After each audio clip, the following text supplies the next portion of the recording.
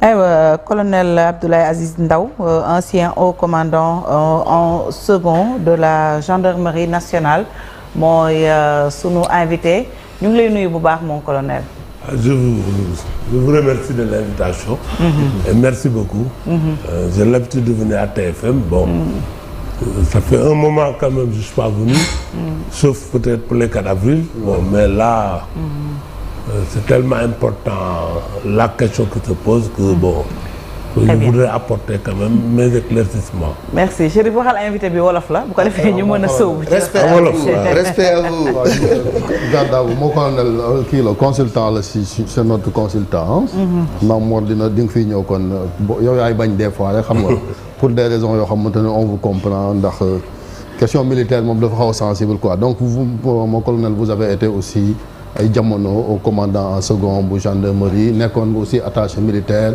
ci ambassade Sénégal fële ca Rome laataa ngay nekk à la retraite vous êtes l'auteur aussi de plusieurs ouvrages bi mujj bi le Sahel terre de conflit Sahel boobu xam naa bu ko jot gi mayee dinañ jox ndax président de la République justement tey il est attendu au Mali ak Burkina Faso ci wàllu kaaraange gi maa ngi doon wax mbiram attaché militaire nga nekkoon ko débat bi na gis nga ko depuis avant-hier avec l'affectation du général Souleymane Kandé moom moo nekkoon chef d'état-major de l'armée de terre nekkoon également commandant force spéciale ñu affecté ko fële ca New Delhi ambassade Sénégal moo fa nekk attaché de défense comme yow ni nga nekkoon déjà métier mi attaché militaire moom luy kun fa yabal wala ñu fal la ko lu ñuy xaar ci yow. waaw bon man mën naa si wax ndax def naa ni man je suis le seul militaire sénégalais à avoir été 2 fois attaché militaire. nekk naa attaché militaire du Sénégal en Guinée nekk naa attaché militaire du Sénégal en Italie à Rome. donc attaché militaire mën naa si wax attaché militaire dañu am ay coopération militaire ak certains pays et donc dañu am benn officier bu nekk ci ambassade bi diriger li ñuy wax une mission militaire comme ni mu amee mission économique comme ni mu amee yeneen type de mission culture ak yooyu voilà mais état bi ci boppam mooy décider ne pays bi am naa coopération ak moom dama fay ubbi mission militaire. kun fay yóbbu moom lan mooy ban ndomba tànk la laaj ngir nga nekkal fa état bi. ku ñu fay yóbbu da nga nekk officier supérieur wala officier général xam nga dafa am ay confusion yu bari armée dafa am grade am fonction sa grade waxtu boo amee benn grade bi da lay permettre nga occuper benn fonction ci armée bi lieutenant yi am na fonction yu ñuy occuper.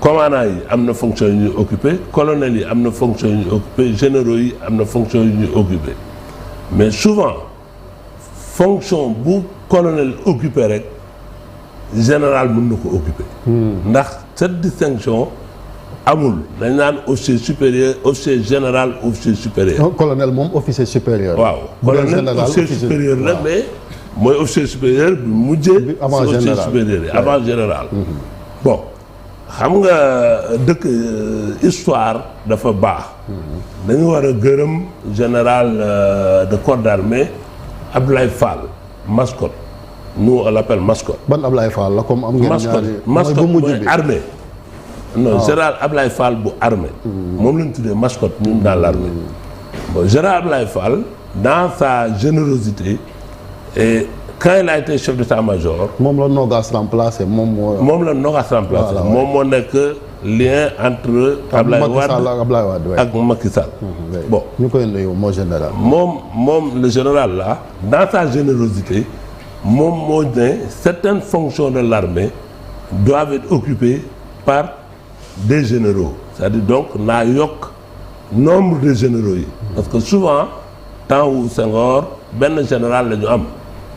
ba ñett temps Abdou Diouf motuñu juróom wala juróom benn généraux début Ablaye Wade ñu commencé am 7 général Ablaye Fall moo dem ba ñu am ay 20 généraux en activité 20 généraux de la première section boo demee gendarmerie man j'étais au commandant souvent la gendarmerie colonel laa woon ñi ma remplacé yëpp tey ay généraux lañu ñi topp ci man yëpp général dëgg la parce que dañu yokk représentativité bon donc colonel yi ay colonel ñoo occupé woon fonction yooyu même armée de terre benn moment voilà non mooy armée de terre armée de terre c'est un colonel qui a toujours dirigé l'armée de terre.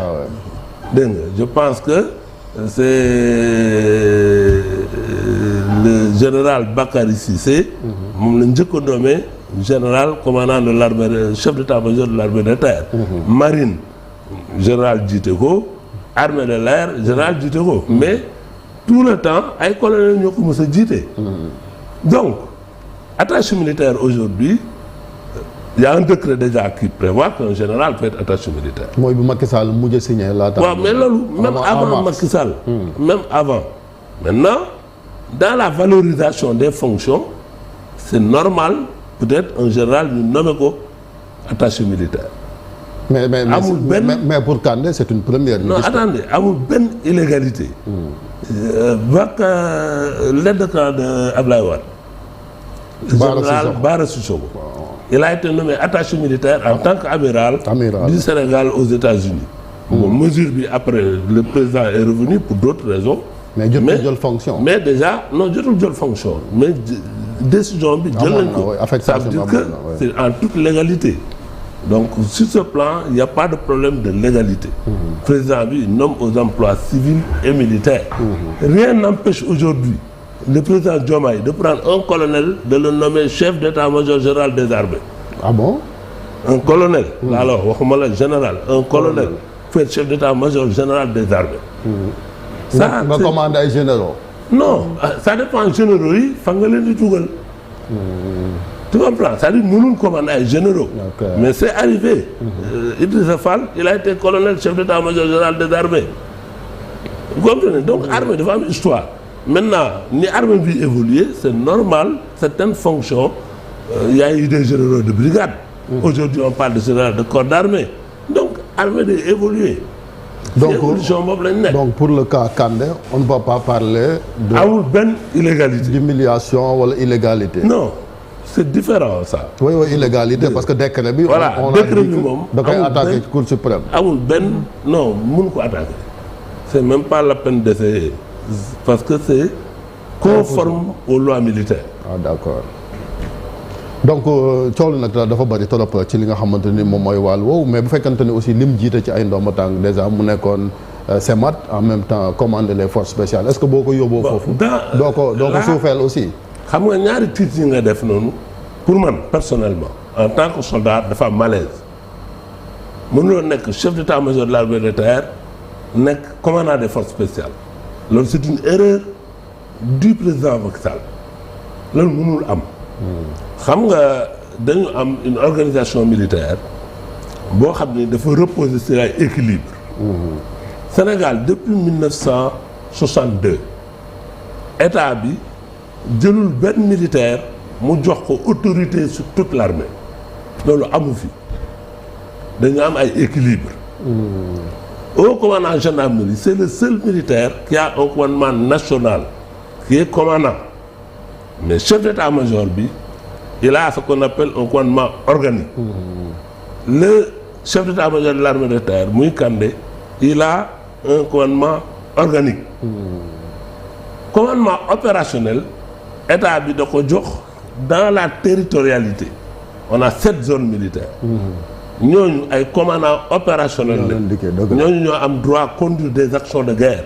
ñoo am droit jox ay ordre ñeneen ñi dañuy instruire armée bi dañuy former armée bi.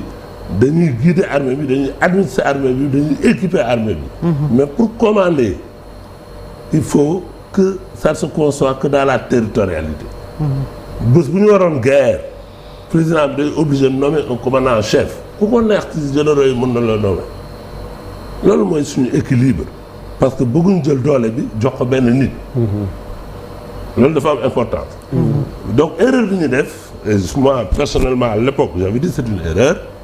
c'est de prendre un officier général qui a un commandement organique nga jox ko un commandement national. c'est ça qui a été fait avec Kandé. organique bi mooy jëm ci force spéciale yi. non organique bi mooy commandement. armée de terre de terre c'est-à-dire commandé wul armée de terre bi. il est chef d'état-major de l'armée de terre c'est-à-dire il prépare l'armée de terre. à répondre aux missions yi ñu ko mën a jox. ça c'est un premier problème. force spéciale yi c'est des forces. force yooyu mësuñu ko confier nit. ku leen di commande kon. personne c'est le président de la République les commande. suñu organisation dafa am ay unités territoriales. ok boo demee premier bataillon deuxième bataillon BRA yi bataillon de reconnaissance et d'appui yooyu yëpp c'est des forces liées à des zones territoriales boo nee bataillon 3 moo nekk Kaolack bataillon 2 moo nekk Saint-Louis. am na un commandant zone bu nekk Saint-Louis bu leen di commander. maintenant bu wuuru amee wala njaaxum am y a ce qu'on appelle le corps de bataille sénégalais loolu mooy doole di Sénégal am. muy commando yi muy para yi muy blindé yi muy force yoo xam ni force spéciale yi yooyu yëpp si loolu lañ bokk. loolu mooy unité de réserve générale. ñoo nekk en Dakar et Thiès. ñooñu nag ku leen bu leen soxlaa fu ñu leen soxlaa comme Casamance. dañuy dem. Kandé bi mu nekkee Casamance il a sous son commandement le 5e bataillon le 22e BRA je ne sais plus là mais de temps en temps dañ ko yónnee ay commando. yónnee ko ay parachutistes. voilà colonel sànq yaa ngi doon wax pour en revenir à l'affaire du général Kandé nga ni son initiative est vouée à l'échec su ko defee. mais loolu ban conséquence la mën a andi sur cette grande muette là qui est devenue quand même un peu bruyante ces temps-ci. je sais pas. ma ne initiative générale nga ni c'est voué à l'échec li mu bëgg a décret bi mu bëgg a attaquer. ma ni non c'est pas possible c'est-à-dire. waaw mais ma ni je sais nga ni c'est pas possible mais ma ni loolu ban conséquence la mën a andi. ci armée bi nga xamee ni dañoo jàpp ni temps yi wax ji dafa bari. non et pourtant daawul leen woon dégg est-ce que sax lu mel ni daaw na am ci armée bi. wax bi dafa bari parce que quand même il y a des manœuvres de déstabilisation. dans bon France mooy gën a leer c'est-à-dire dafa am loo xam ni tam neexul wax. Sénégal dañu changer gouvernement dañu changer régime. neex na ñu bëri Sénégal dafa am pétrole Sénégal dafa am ay ressources minières le gouvernement actuel il est en train de poser des actes yi c'est les Sénégalais qui l'ont voulu parce que Sénégalais ñoo leen votel du dëgg actes yooyu mais on a des ennemis on a des forces qui ne correspondent pas à nos normes yoo xam ne bokkuñu démb Africa Intelligence c'est un des journaux les plus puissants en Afrique des forces ba léegi xamuñu ñan la ils ont sorti des articles ne Africa Intelligence moo ko wax pour ne premier ministre bi ak Kandé ñoo jotee ndax premier ministre bi dafa bëgg a changer ay accords militaires et Kandé d'accord aussi loolu déjà c'est faux man hier dès que ça m'a été partagé j'ai dit ce n'est pas possible c'est faux et effectivement les responsables d'Africa Intelligence sont sortis ne ñoom article bi mosuñu ko bind. alors loolu c'est grave ça veut dire que y a des forces. qui tentent de déstabiliser le pays. bon et c'est quoi je me suis basé pour ne article boobu mënul nekk armée ku nekk da nga am say responsabilités. confidentiel Afrique la waaye. waaw confidentiel Afrique ku nekk da nga am say responsabilités. Kandé en aucun cas il est chef d'état-major de l'armée de terre du moom mooy la voix de l'armée. il a des chefs. ok. du dëgg. il y a le ministre des forces armées. le ministre il a une direction que j'ai dirigée pendant 5 ans la DIRCEL. toutes les études de l'armée foofu lay wàcc. toutes les études foofu lay wàcc lu armée bi xalaat foofu lay wàcc. xanaa colonel biy diriger foofu. qui est le responsable des affaires juridiques de l'armée. et des études générales de l'armée. xëy na mën na ne Sonko li mu bëgg a def on n'est pas d'accord tu peux le dire au ministre peut-être mais je vois. wala SEMGA bi wax ko parce que. wala SEMGA bi wala chef d'état-major particulier mais un chef d'état-major de l'armée de terre c'est pas sa responsabilité. bu fekkee da ko def c'est de l'indiscipline notoire. léegi su bañee obtempérer nag dem ci poste bi. ko affecté mais nekk ba muy obtempérer ñàkk bañ a obtempérer. man. j'ai occupé des fonctions plus importantes que les fonctions de général Kandé. nekkoon na numéro 2 gendarmerie. j'étais numéro 2 de la gendarmerie boo demee dans l'armée. poste yi c'est hiérarchisé. yàlla chef d'état amul sañ-sañu bañ. amul sañ-sañu ne du dem. bañ ma namee attache militaire neexuma. je commandais 9000 hommes comme Kandé donc am na loo xam ne c'est personnel. mën na la neex mën na la ñàkk a neex. bi ñu mën nommé attaché militaire neexuma mais aw ma si benn. problème dogal. dama jël sama bagage sama valise dem nekk attaché militaire. mais attaché militaire mon colonel dañu wax ni da nga am rang de ministre conseil avec tous les avantages et afférents lan moo ci humiliant ba bu ñu ko defee ni ñu jàpp ne sanction la lan mooy problème bi. boo jëlee man bi ne woon naa la nekk naa 2 fois attaché militaire. nekk naa ko Guinée nekk naa ko Italie. bi ma nekkee Italie attaché militaire pratiquement dama complexé j'étais un des rares colonels attaché militaire yëpp ay généraux la et un président de la République dafa soxla am ay capacité d'affectation ay capacité de manœuvre. prérogative am la ay prérogative amul benn poste dans l'armée wax naa la mën nañ jël tey un colonel nommé ko chef d'état-major rien ne s'y oppose.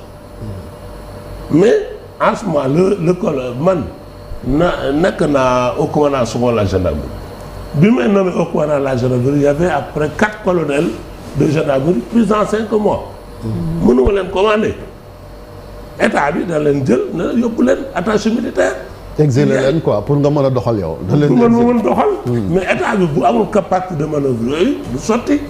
mais plus grave le général qui vient d'être nommé chef d'état-major de l'armée de terre Maguette Ndiaye. il était où. moom nekkuloon Sénégal de. ah ok. il était à l'inspection générale des forces armées. il était général. lu mu fa doon def. hein. moo nekkoon inspecteur moo nekkoon inspecteur des armes. l'inspecteur des armes ça a toujours été un colonel.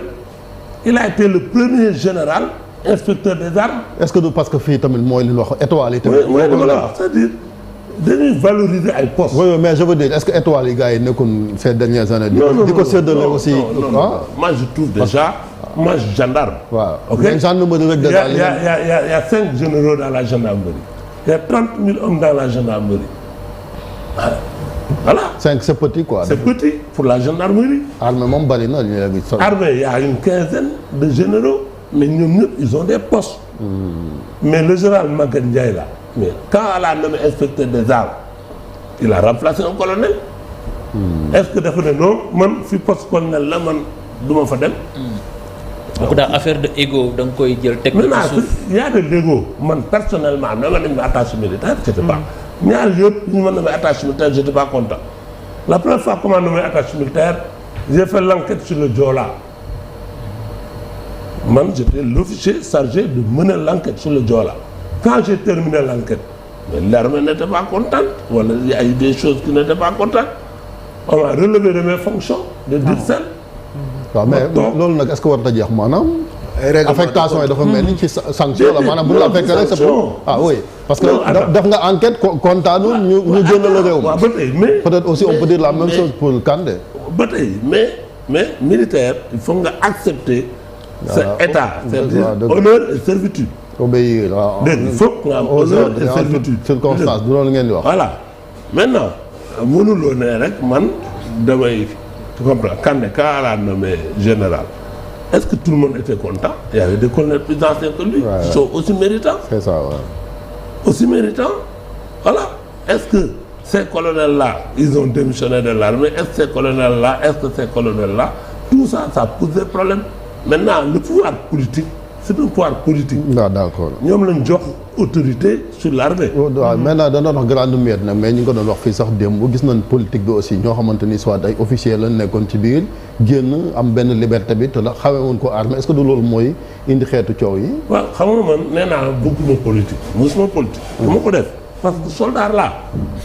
maintenant lii wër ba wër mooy une armée dafa am certaine cohérence dafa am certaine manœuvre yoo xam ni on peut passer par ces manœuvres pour déstabiliser un pays. Comme l'histoire de Kandela boo gisee li ñuy wax ay Africa confidentiel wala wax li yooyu ça déstabilise les forces. Les forces c'est pas les généraux là c'est une infime minorité dans l'armée. L'armée c'est d'abord nos soldats. mooy troupe bi quoi. Nos soldats et nos soldats il faut qu'ils croient à leurs officiers. Et souvent il y a eu des problèmes qui sont passés yoo xam ne c'est pas bien. Macky Sall là il a limogé 2 généraux. Personne n'en a parlé. Le général Wade là, qu'on a limogé après un 4 avril, toute l'armée défile. Le lendemain, on le limoge. Mais Diomaye a fait de même pour Moussa Fall aussi. Bon, mais il faut le permettre. Il faut le permettre. C'est-à-dire, si Diomaye n'a pas confiance en le général, il le limoge. L'essentiel, il ne faut pas humilier des personnes. Quelle que soit la situation, il ne faut jamais humilier les personnes. Un officier, c'est quelqu'un qui s'est engagé dans le service de l'État. Dernière question, Chérif. Oui, question yi dinañ wax ci Sahel 2 questions Fatick beneen avant Sahel bi mais am na changement tamit ci sécurité publique police démb am nañ patron bees gendarmerie aussi la même chose yow parce que Malick a ngi nii ne fa mu dëkk nga xamante ni moom mooy fan la seen koñ insécurité ba yàgg nañ ko wax naka lañ mën a def pour kaaraange gi aussi li naan sécurité publique bi. les gens sont en train de réfléchir. nit ñi ñu ngi fiy xalaat xam nga. On a un gendarme au ministère de l'Intérieur. Pendant ces 3 dernières années, il y a beaucoup de choses qui n'ont pas fonctionné dans la République. Moi, je le dis. C'est quoi? Comme quoi? Attends, les renseignements n'ont pas fonctionné. Un